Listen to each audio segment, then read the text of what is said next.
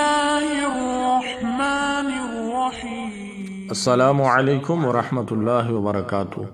خانقاہ میں ایک باپردہ خاتون اپنے بچے کی لاش چادر میں لپٹائے سینے سے چمٹائے زار و کتار رو رہی تھی۔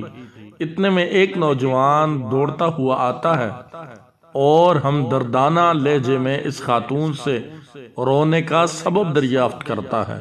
وہ روتے ہوئے کہتی ہے، بیٹا، میرا شوہر اپنے لخت جگر کے دیدار کی حسرت لیے دنیا سے رخصت ہو گیا ہے۔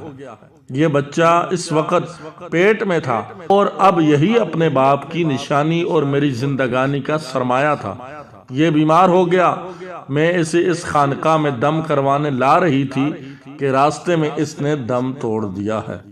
میں پھر بھی بڑی امید لے کر یہاں حاضر ہوگی کہ اس خانقاہ والے بزرگ کی ولایت کی ہر طرف دھوم ہے اور ان کی نگاہ کرم سے اب بھی بہت کچھ ہو سکتا ہے، مگر وہ مجھے صبر کی تلقین کر کے اندر تشریف لے جا چکے ہیں۔ یہ کہہ کر وہ خاتون پھر رونے لگی۔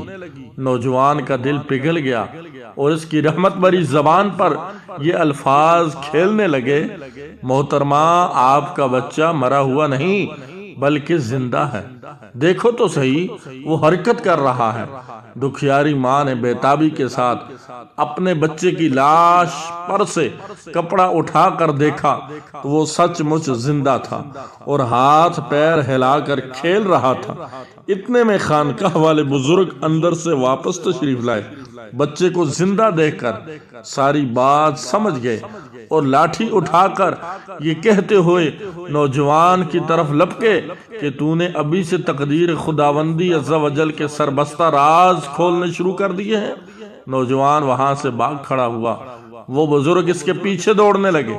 نوجوان یکا یک قبرستان کی طرف مڑا اور بلند آواز سے پکارنے لگا، اے قبر والو، مجھے بچاؤ۔ تیزی سے لپکتے ہوئے بزرگ اچانک ٹھٹک کر رک گئے، کیونکہ قبرستان سے 300 مردے اٹھ کر اس نوجوان کی ڈھال بن چکے تھے اور وہ نوجوان دور کھڑا اپنا چاند سا چہرہ چمکاتا مسکرا رہا تھا۔ اس بزرگ نے بڑی حسرت کے ساتھ نوجوان کی طرف دیکھتے ہوئے کہا، بیٹا، ہم تیرے مرتبے کو نہیں پہنچ سکتے، اس لیے تیری مرضی کے آگے ہم اپنا سر تسلیم خم کرتے ہیں۔ آپ جانتے ہیں وہ نوجوان کون تھا؟